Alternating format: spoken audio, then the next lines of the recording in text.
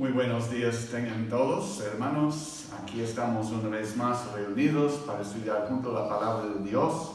Continuamos con nuestra serie de lecciones en momentos de crisis para ver cómo respondieron los personajes bíblicos a las crisis de la vida. Y lo que queremos notar siempre es como ellos trataron con sus crisis, también podemos nosotros así tratar con nuestro tiempo de crisis.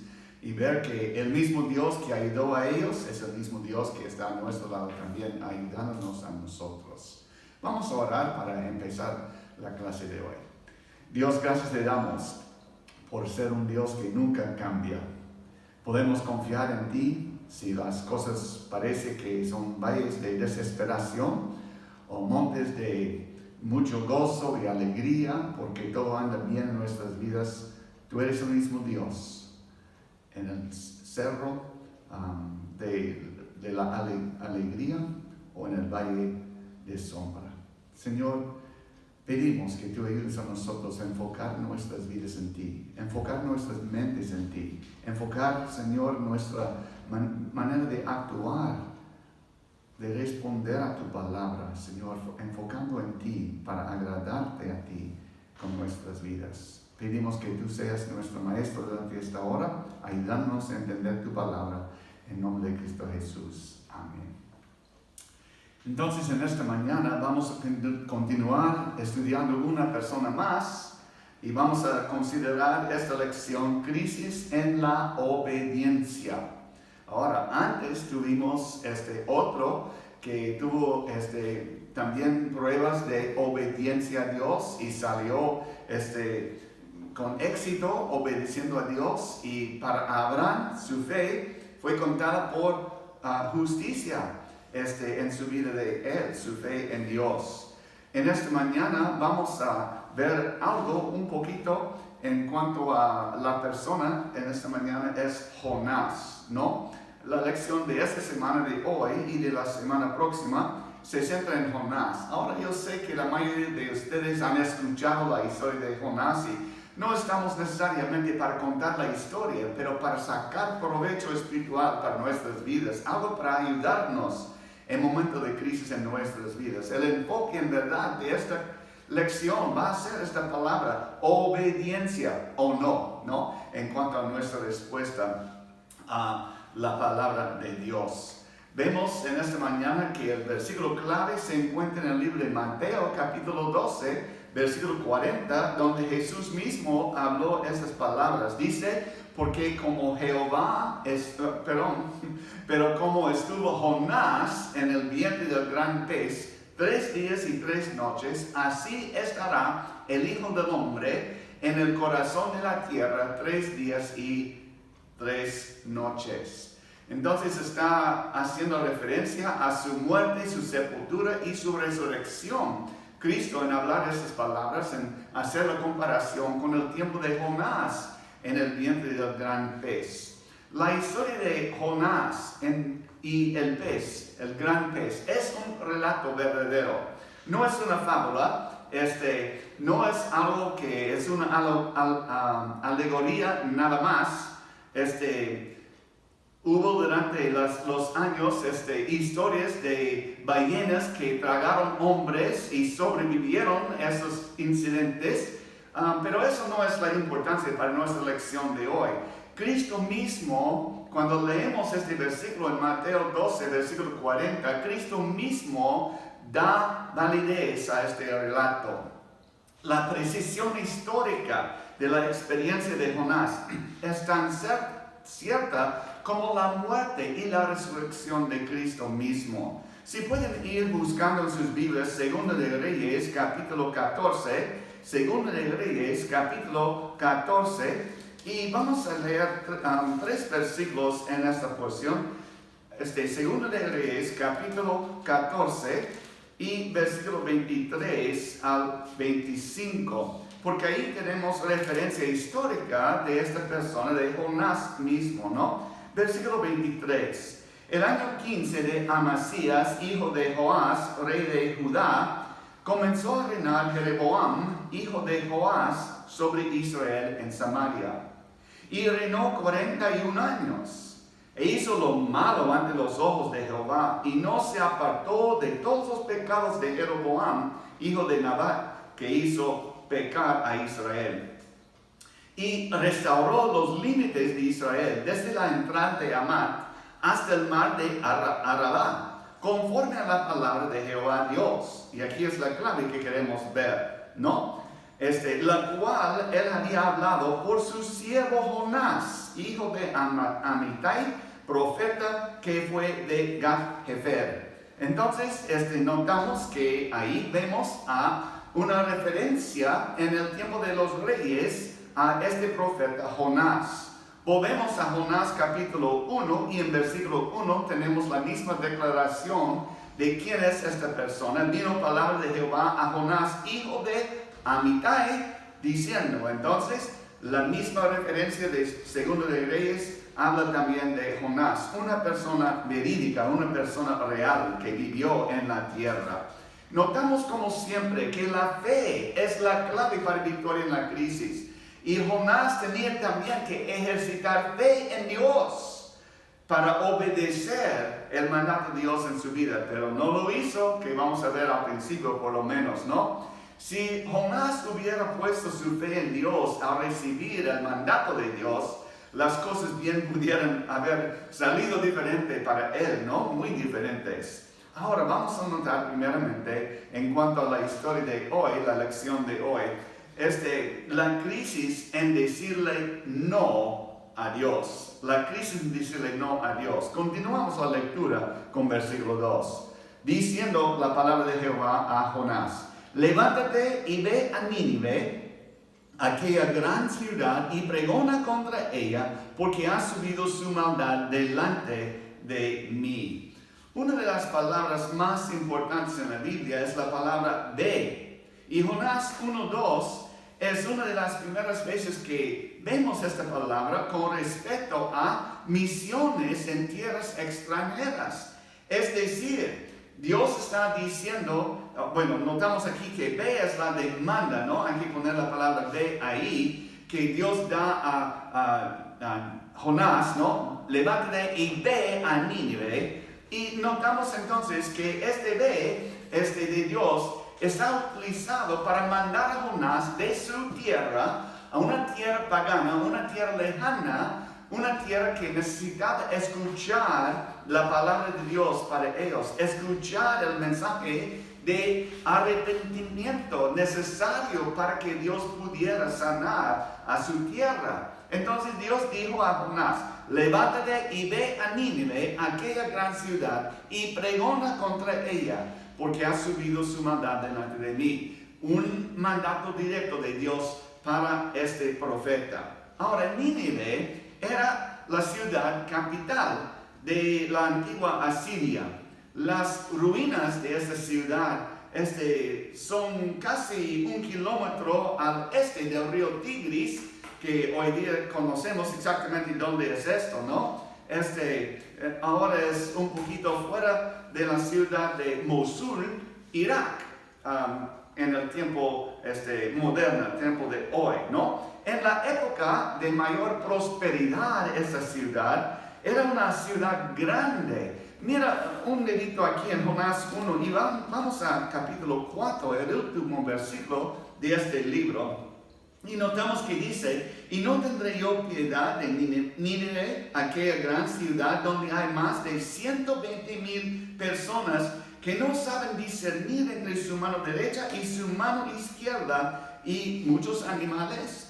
¿Quiénes son los que no pueden discernir entre su mano derecha y su mano izquierda? Sino los niños. Entonces, una ciudad de 120,000 niños, ¿no? No contando a los adultos, los mayores ahí. Entonces, una ciudad grande, pero una ciudad que también tenemos otra descripción en versículo 2.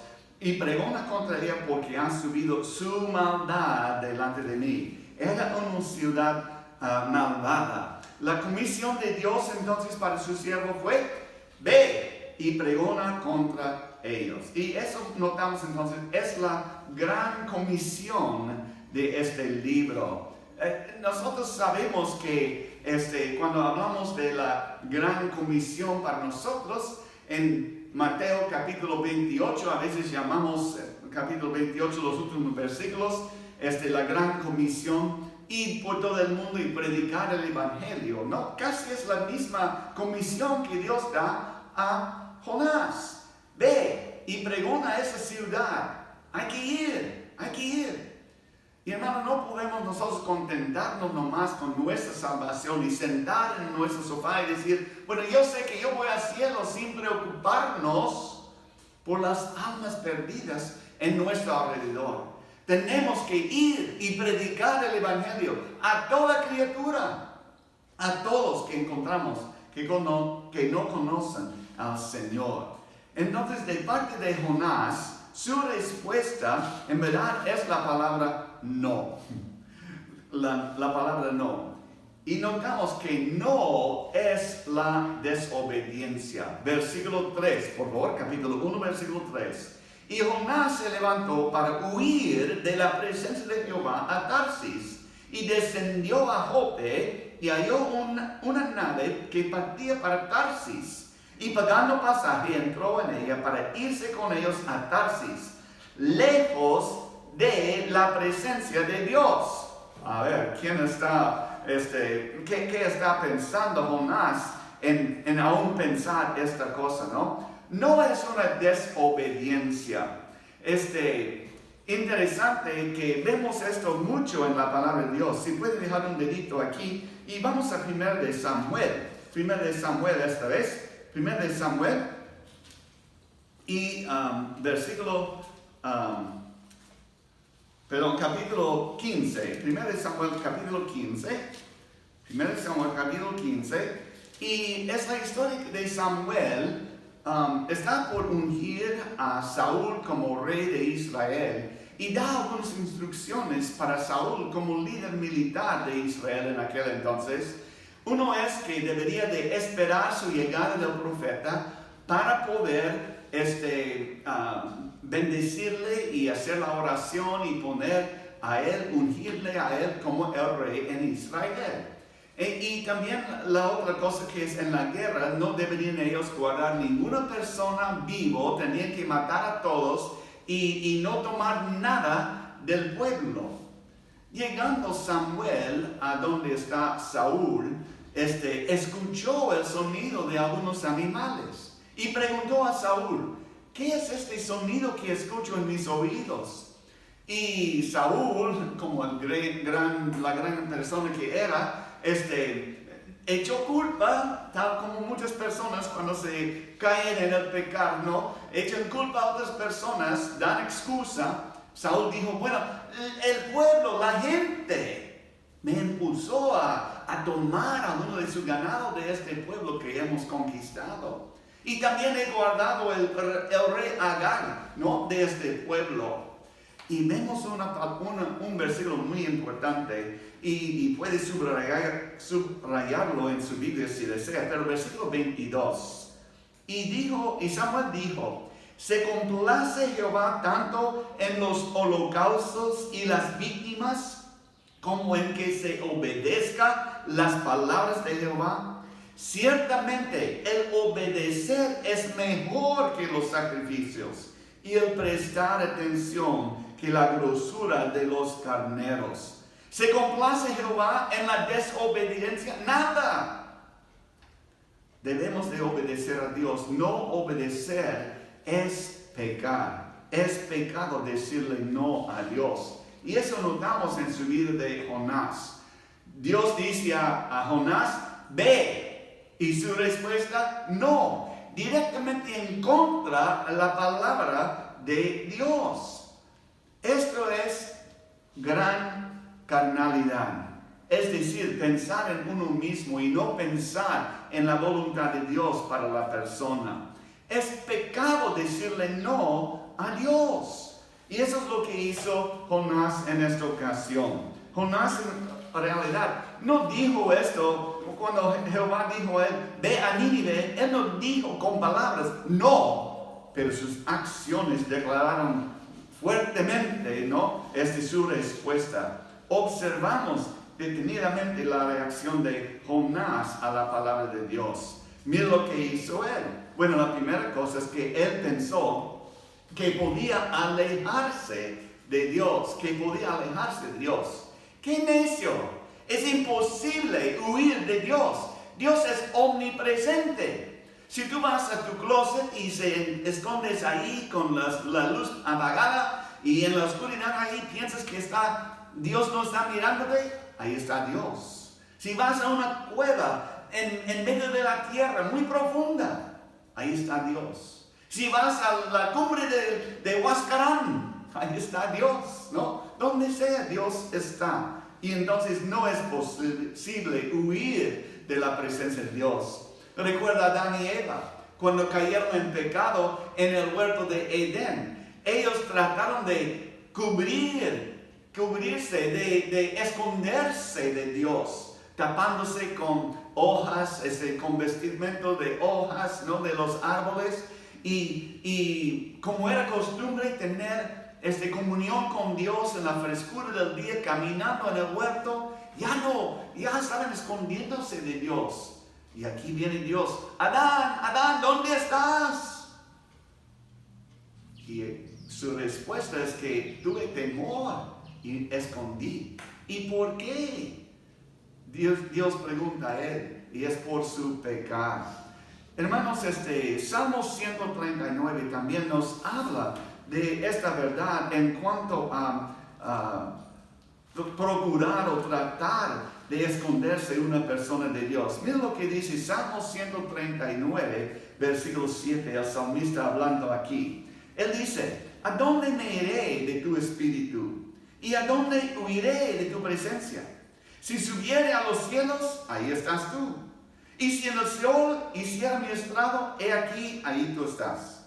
Si tomare las alas del alba y habitare en el extremo del mar, aún ahí me guiará tu mano y me asirá tu diestra.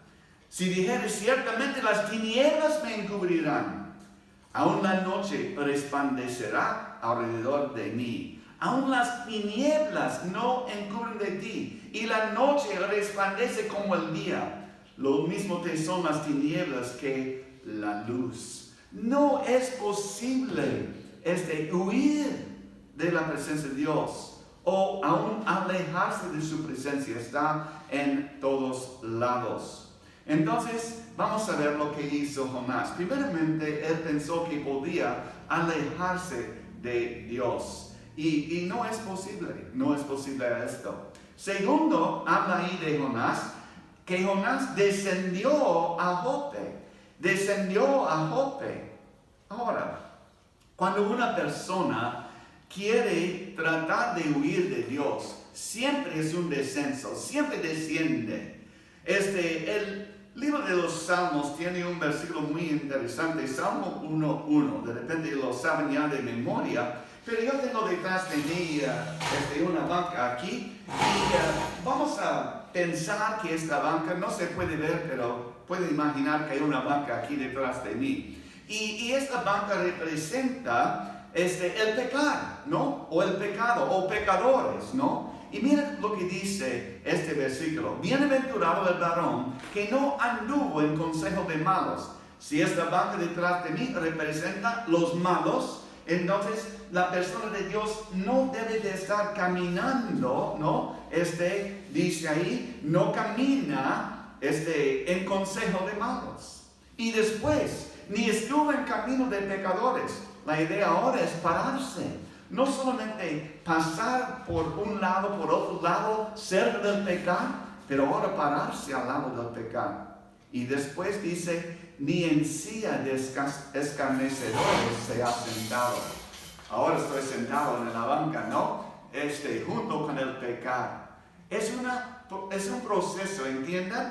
La idea de caminar, ¿no? Y después parar y sentar. Ya está uno involucrado con el pecado.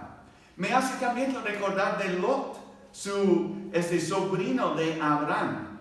Cuando él escogió donde vivir con su familia, escogió los planos, la llanura del Jordán.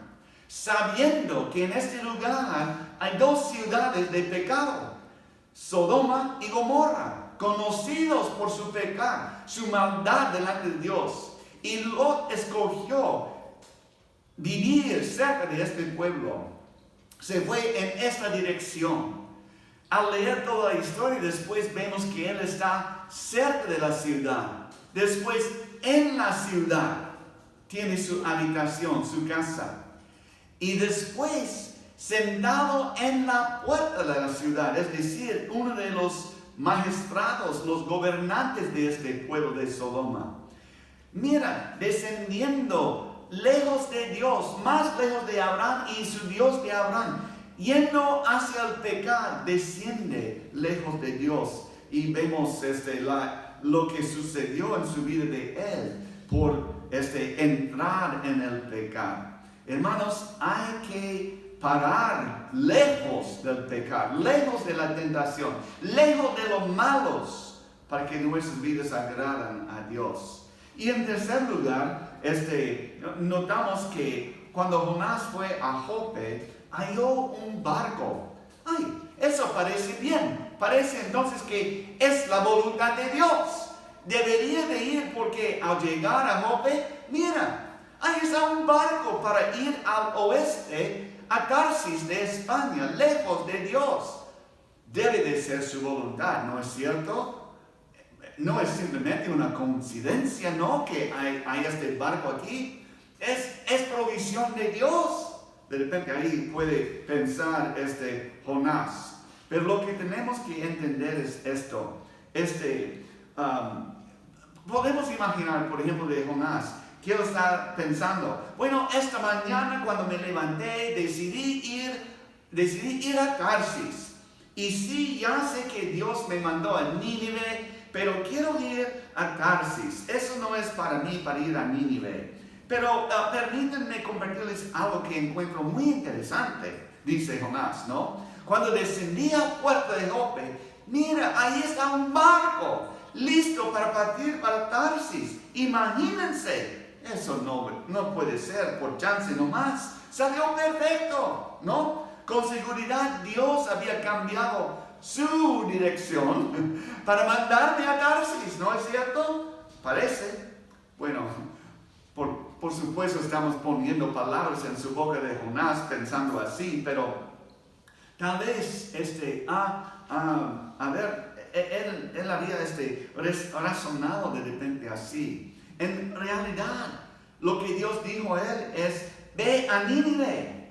No importaba cómo parecieran las cosas que habían salido bien para él en Jope y también en ruta a Tarsis.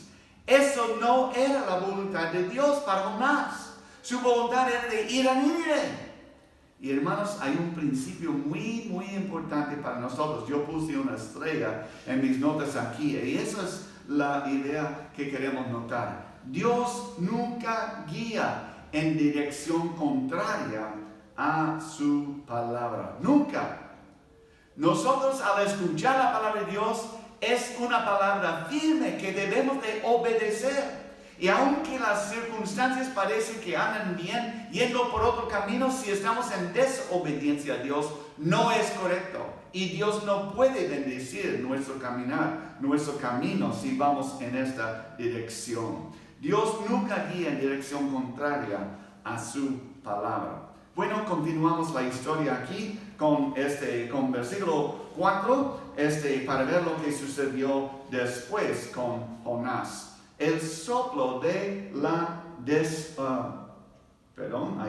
el soplo de la desolación. El soplo de la desolación. Hemos visto la gran comisión de Dios para este Señor, para este profeta, ¿no? Que Dios quiere que él vaya a Nínive, pero no está obedeciendo a Dios. Hemos visto de parte de Dios la gran comisión. Ve a Nínive. Hay muchas cosas grandes. A la verdad, en su Biblia pueden subrayar algunas de esas palabras grandes en los versículos que ven en capítulo 1 de Jonás, capítulo 1. Hemos visto la gran comisión. Ve Y hemos visto también la gran carnalidad de parte de Jonás. Yo no quiero ir ahí, es una ciudad mala, no quiero ir ahí. Pensando en sí mismo nomás, ¿no? Rechazó la dirección de Dios en su vida.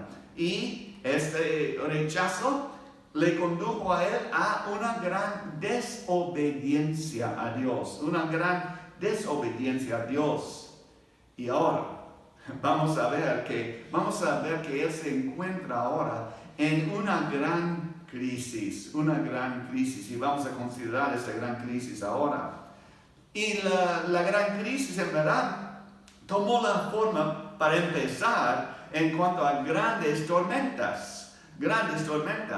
Y hay uno que no está aquí en la lista, pero vamos a ver que Dios provió también un gran pez, ¿no? Que va también a tomar parte de la historia de Jonás.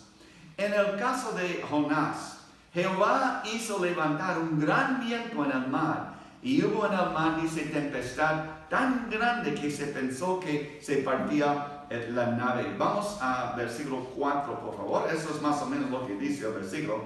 Pero Jehová hizo levantar un gran viento en el mar, y hubo en el mar una tempestad tan grande que se pensó que se partiría la nave. Y los marineros tuvieron miedo. Ahora, un marinero con temor a las olas, a una tempestad.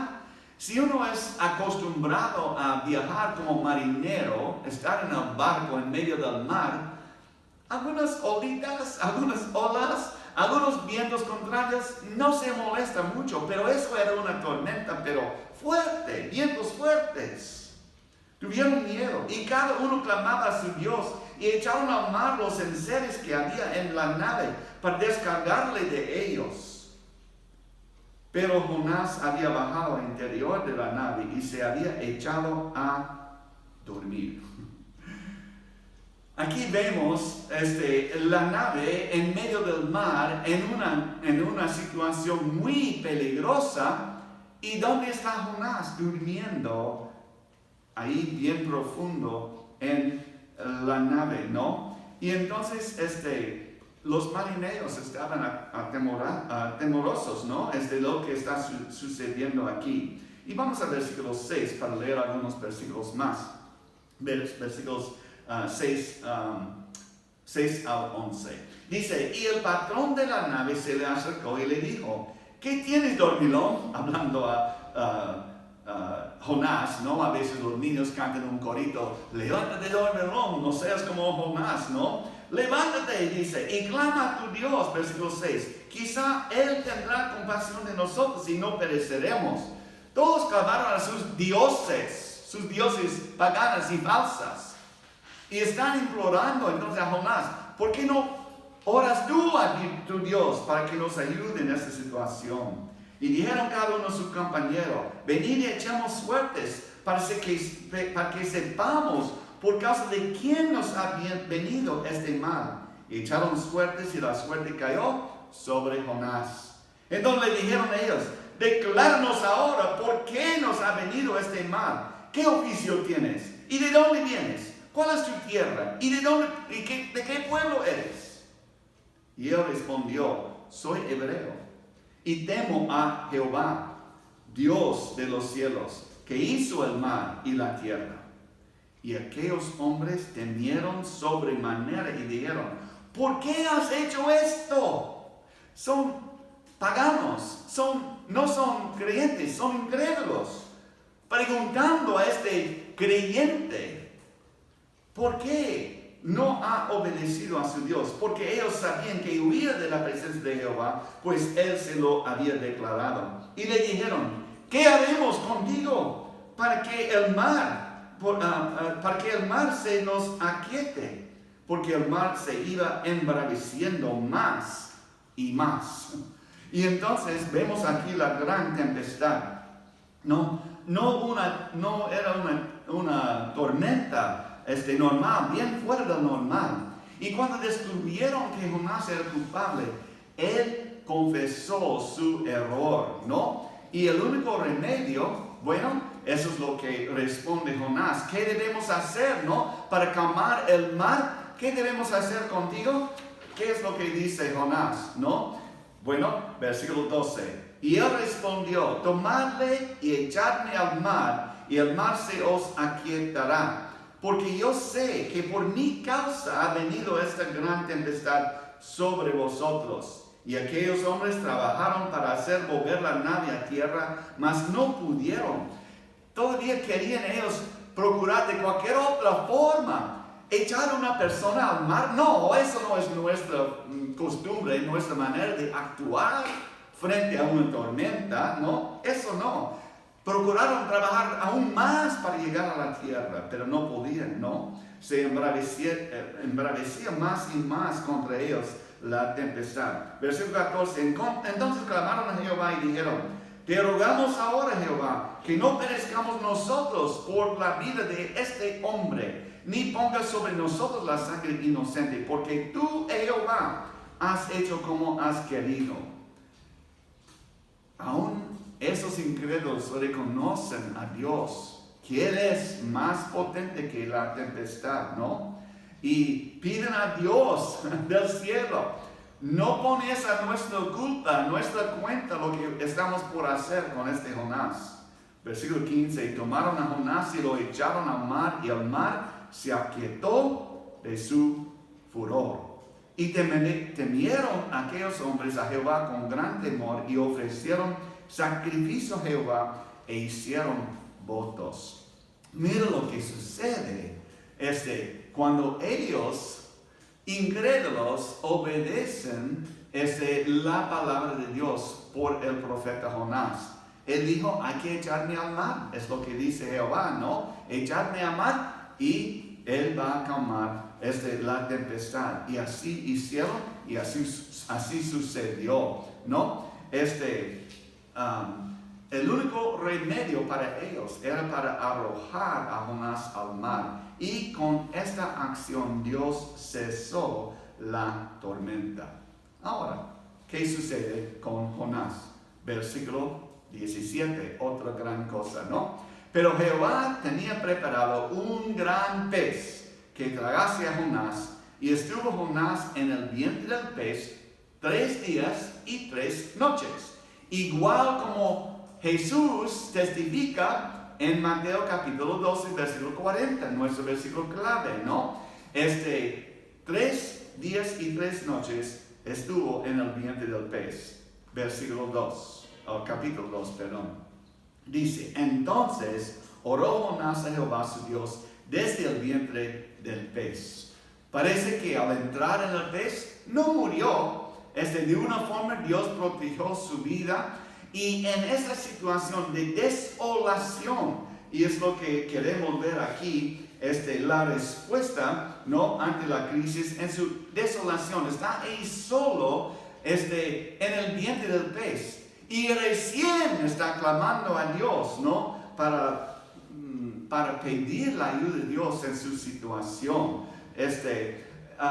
Pero lo que vemos aquí es la crisis y el ego o el orgullo de este profeta. Entonces, Dios había preparado este gran pez para que tragara a Jonás. Y observemos la manera en que él respondió. Primeramente, ¿qué hizo él? Hizo algo bueno. Jonás oró. Y eso está bien, ¿no? Oró a Dios. Y vemos esto en versículo 1. Entonces oró Jonás a Jehová su Dios desde el vientre del pez. Y dijo algunas cosas.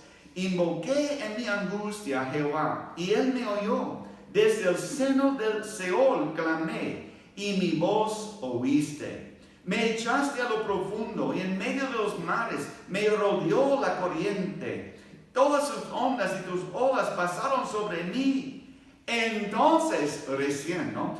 Dije, desechado soy delante de tus ojos, mas aún veré tu santo templo. Vamos a parar ahí brevemente, ¿no? Para continuar aquí, porque Jonás está repasando su experiencia. Fue totalmente de su propio gran orgullo lo que vemos aquí. Todo es en cuanto a Jonás. Jonás. ¿Qué sucede con Jonás? ¿No? Continuamos con los versículos que vemos aquí, ¿no? Versículo 4. Entonces dije, desechado soy de delante de tus ojos, mas aún veré tu santo templo. Las aguas me rodearon hasta el alma. Rodeóme el abismo. El agua se enredó a mi cabeza ahí en lo que había tragado el pez, ¿no? Con él. Descendí a los cimientos de los montes, y la tierra echó sus cerrojos sobre mí para siempre. Mas tú sacaste mi vida de la sepultura, oh Dios mío. Cuando mi alma desfallecía en mí, me acordé de Jehová, y mi oración llegó hasta ti en tu santo templo. Los que siguen vanidades y lucerías, su misericordia abandonan. Mas yo con voz de alabanza te ofreceré sacrificio, pagaré lo que prometí. Paramos ahí un ratito. No sé si notan todos los verbos que vemos en este párrafo de Jonás capítulo 2. Todos son relacionados a la primera persona. Jonás está hablando de sí mismo, ¿no? Cuando dice, soy, veré, redióme, enredó mi cabeza. Usa palabras como mi vida, Dios mío, mi alma, me acordé, mi oración. Todo es en cuanto a Jonás, ¿no? Hasta que llegamos a una sumisión final de parte de Jonás. Después de decir yo tantas veces, por fin dijo, la salvación es de Jehová. Versículo 9. Dice, pagaré lo que prometí, la salvación es de Jehová. Y mandó Jehová al pez y vomitó a Jonás en tierra. Después de decir yo tantas veces, dijo por fin, la salvación es de Jehová. Reconoció que solamente de la mano de Dios es la salvación.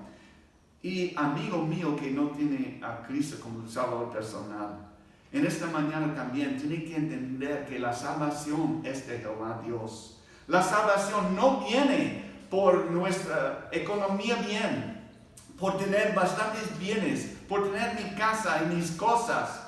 Eso no es lo que cuenta para la eternidad. Más bien, como dice Pablo en Filipenses 1:21, porque para mí el vivir es Cristo y el morir es ganancia. Cualquier otra cosa que ponemos en vez de la palabra Cristo, para mí el vivir es, hay que poner el nombre de una persona, de sus cosas, de su casa, de cualquier cosa. El morir no es ganancia. Solamente con Cristo el morir es ganancia. Porque ausente de este cuerpo presentes con el Señor. Amigo mío, hoy día es día de salvación. Hay que reconocer, la salvación es de Jehová. Como dice Jonás en versículo 9, la última parte ahí. Él reconoció al final que aun si él vaya ahí a la ciudad de Nínive, en obediencia a Dios, él no iba a salvar a nadie. De Jehová es la salvación. Y aún para su propia situación ahora, en el vientre del pez, con algo en su alrededor, cosas terribles, me imagino, oscuro ahí, ¿no? Y ahí está, clamando a Dios, ¿no? Pidiendo ayuda de Dios, porque la única manera que él va a salir de este pez es por la ayuda de Dios, es por la obra de Dios, ¿no? Salvación viene de Dios. Y esto fue una gran confesión de parte de él, ¿no? En un lado, el orgullo de Jonás dice, yo, todo enfoque en sí mismo, hasta llegar al final. La salvación es de Jehová. Hay que reconocer la salvación viene de Dios. Y en el momento que él por fin llegó a este punto, reconociendo nada de mí, Jonás, ¿okay? Todo de Dios, la salvación viene de Jehová. Dios así habló al pez y vomitó a Jonás en tierra. Ahora, Dios nos envía a nosotros una crisis. No siempre manda a nosotros una crisis simplemente para castigarnos. La envía para aumentar nuestra fe en Él. Recuerda que la fe es la clave para victoria en medio de la crisis. Entonces, para aumentar nuestra fe, Dios a veces manda a nosotros crisis. De repente no es una tormenta grande, ni es un pez grande que Dios va a usar en nuestras vidas, pero lo que sea, podemos nosotros y debemos nosotros depender en Dios y entender sus propósitos son para aumentar nuestra fe. Siempre es para nuestro bien, para nuestro crecimiento espiritual y para su gloria. Aún la crisis es para su gloria. Es cierto que a veces envía la crisis para corregirnos y colocarnos en un sendero correcto, como lo hizo con Jonás en esta historia. Porque ahora vamos a ver en capítulos 3 y 4 que Jonás va a cambiar su rumbo, su dirección, y va ahora a obedecer a Dios. Pero tuvo que pasar por qué feo, ¿no? Pasar por ese tiempo, estar dentro del pez, ¿no? Para hacerlo. Entonces, a veces Dios usa las crisis para ayudarnos a volver al camino correcto, como lo hizo con Jonás, ¿no? Tal como un padre amante, en verdad, a sus hijos descarriadas, aprendemos lo que sea preciso de la corrección de Dios y debemos dar los pasos necesarios para regresar al lugar de la obediencia. Una porción más que quisiera leer en Hebreos capítulo 12. Hebreos capítulo 12 habla así: porque el Señor al que ama disciplina, o manda la crisis, podemos decir, ¿no? Y azota a todo el que recibe por hijo. Si soportáis la disciplina, Dios os trata como a hijos. ¿Por qué? ¿Qué hijo es aquel a quien el Padre no disciplina? Por otra parte, tuvimos nuestros padres terrenales que nos disciplinaban y los venerábamos. ¿Por qué no obedeceremos mucho mejor al Padre de los Espíritus y viviremos? Y aquellos ciertamente por pocos días nos disciplinaban como a ellos les parecía. Pero para lo que nos es provechoso, para que participemos en su santidad. Es verdad que ninguna disciplina, ninguna crisis, ¿no?, al presente parece ser causa de gozo, sino de tristeza. Pero después da fruto apacible de justicia a los que ella han sido ejercitados.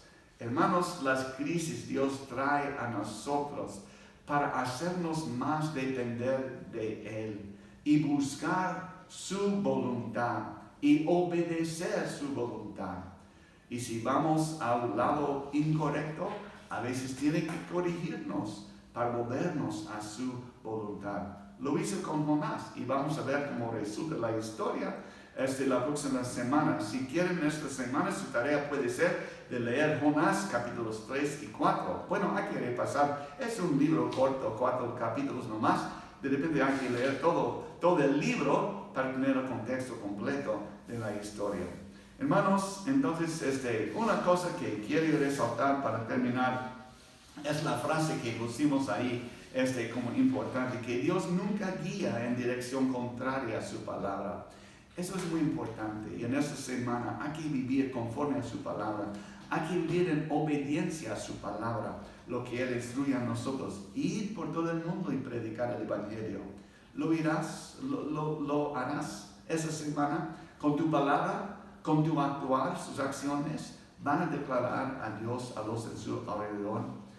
Y si estás de repente en valle de sombra, ¿no?, en cuanto a las crisis que está enfrentando, tenemos ánimo de parte de Dios, de Isaías 40, versículo 31, que hemos usado antes, ¿no? Los que esperan en Jehová, a Jehová, levantarán alas como las águilas. Podemos, por fe, vencer y encontrar perfecta paz, confiando solamente en nuestro Dios. Que Dios nos ayude en esta semana a vivir para Él, que murió por nosotros.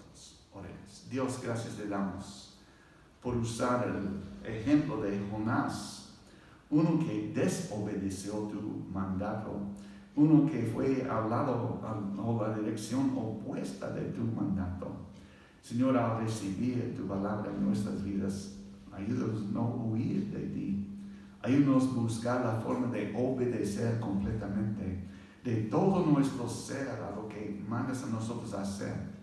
Especialmente cuando pensamos en el Evangelio y nuestro deber de predicar el Evangelio a toda criatura, que seamos fieles y obedientes en cumplir lo que mandas a nosotros hacer. Gracias por acompañarnos durante esta hora. Encomendamos nuestras vidas en tus manos. Úsanos para tu gloria. En el nombre de Cristo Jesús pedimos. Amén. Que Dios les bendiga, hermanos.